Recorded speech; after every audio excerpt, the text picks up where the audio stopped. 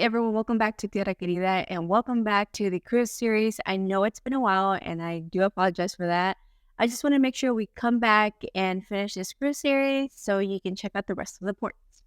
Today we find ourselves in a medieval town that was occupied by the Knights of St. John during the Crusade. So if you're interested, keep on watching and welcome back. This is Tierra Querida. Our ship docked around 7 a.m. and we left around 6 p.m. So we had a good chunk of time to get a lot of things done and see a lot of different things. Because we arrived really early, the town was extremely quiet, and that gave me the opportunity to really take in the architecture and just kind of feel and enjoy the town during the quiet hours when no one was up and it wasn't a, hustle and bustle time yet. Here are some pictures of the Church of the Virgin Mary of the Berg, which were really cool. I think that this is, or maybe something that's overlooked when you're visiting this town. But I definitely think it's worth checking out and just taking a look at the architecture that's there. After that, I headed to the palace of the Grand Master of the Knights here in Rhodes. And this place is really, really cool. But just from the moment before you enter into the palace, it's just amazing architecture. And I do recommend give yourself a couple hours to visit this place. I was one of the first few people that arrived here at the palace, as they do open at 8 a.m. And the cost to enter is about 12 USD, but don't quote me on that because I'm sure they change their prices a little bit here and there. I would suggest that you bring cash because it just makes things easier and you don't have to, put a lot of small transactions on your card. There is so much to see at the palace. I was there about 2 hours, and honestly, I don't think that I looked at every single thing just because there is so much to look at. There were some sections that were not open at the time of my arrival, but later they opened them, so I went back and took a look at some of the things. But again, there's just so much to see. You can definitely spend more than 2 hours here. It was not in my original plans to make my way to the Archaeological Museum of Rhodes, but I headed there anyways. It does cost about €6 per person, so make sure you bring some small bills for that.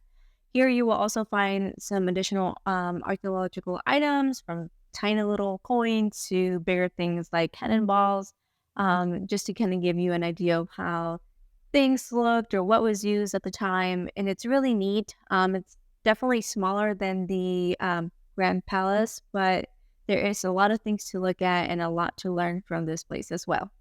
By the time you finish checking out the palace and the museum, you will probably be hungry because I know I was. So I just kind of walked around the town a little bit and found a place to sit and eat.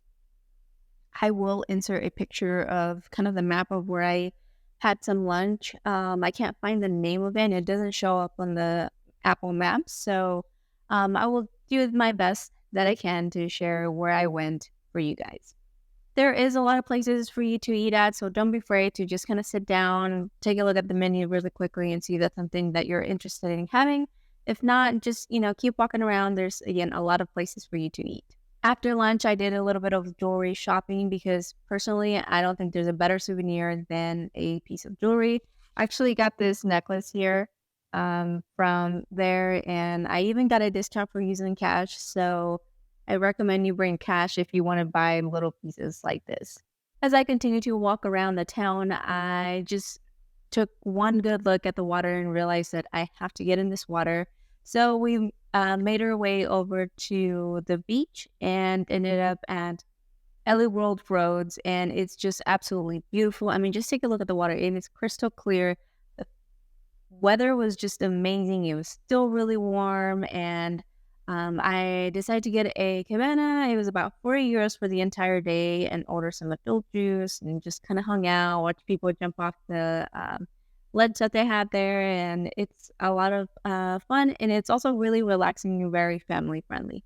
Like I mentioned earlier in the video, Rhodes is definitely my favorite island that I visited in Greece, and I would recommend for others to visit and actually stay the night there because it looked like there's a lot of hotels and maybe Airbnbs as well that were in, kind of in the town where it looked like it used to be an old building. So it's pretty neat. And I honestly would love to go back sometime soon to this island. I think one of the big factors that, pushed this island to the top of the list was the fact that it was still busy, but not super busy. It's still quiet enough and relaxing, very family friendly, and I would say relatively affordable compared to like Santorini or Mykonos. Some of the things you can do while you're visiting Rhodes is visit the windmills and also the Acropolis of Rhodes. Unfortunately, I didn't get to go to these two things, but I did see the windmills from far away, which was kind of cool. And the Acropolis, I'm sorry, it looks also really neat. So make sure you check those out if you have the time.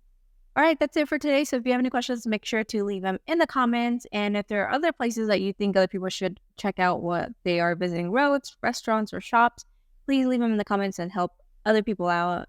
Other than that, I will see you on the next one. Bye.